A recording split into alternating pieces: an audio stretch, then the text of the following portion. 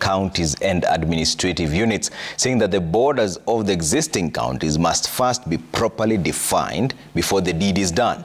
While making their oral submissions before the National Dialogue Committee, the governors, through its chairperson Anne Waiguru, proposed a review of the finance laws to allow the counties to borrow from the domestic market to fund their operations and repay huge pending bills. Chemutai Goin has the details. As the public hearings by the National Dialogue Committee entered the penultimate period, with oral submissions by members of the public and various institutions set to come to a close Tuesday, various issues continue to come to light.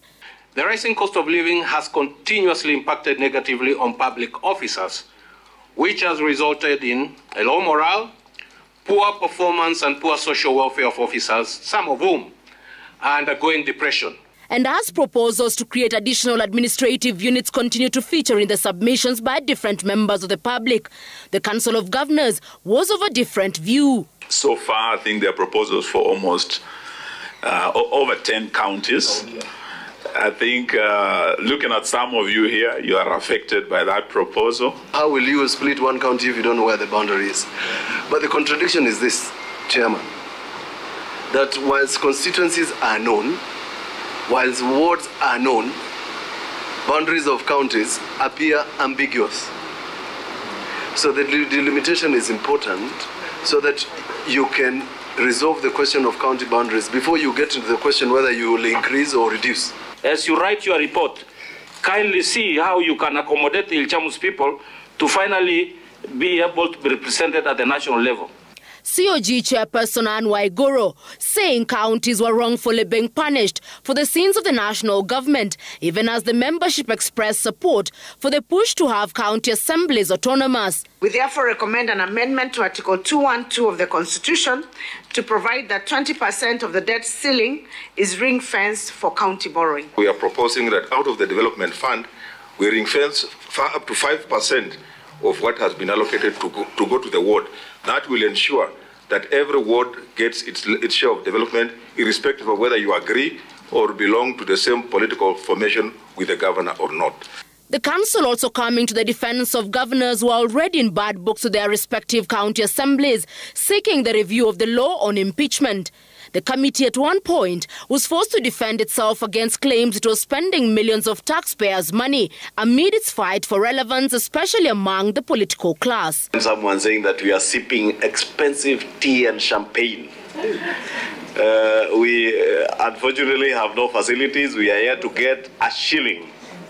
Even the waters and the conference facilities, we are here courtesy of a well-wisher, one of our civil society organizations. Public Service Commission Chairperson Anthony Mushiri surprised the committee after admitting that the implementation of the housing levy and the additional taxation measures had greatly affected public servants. The Commission therefore proposes that either the taxation regime be reviewed, a considered wage increase be mooted, or public officers who are servicing mortgages be exempted from additional and similar levies taxes so as to give relief to public officers and boost performance and delivery of services. Our second recommendation on this is a staggered implementation of the housing levy and possibly consider basing the levy on the basic salary rather than the gross salary. To sustain the narrative that is being weaved in your presentation, that the only reason why people are earning a third of their pay is because of taxation, then justify for me to appreciate where is this 67% going.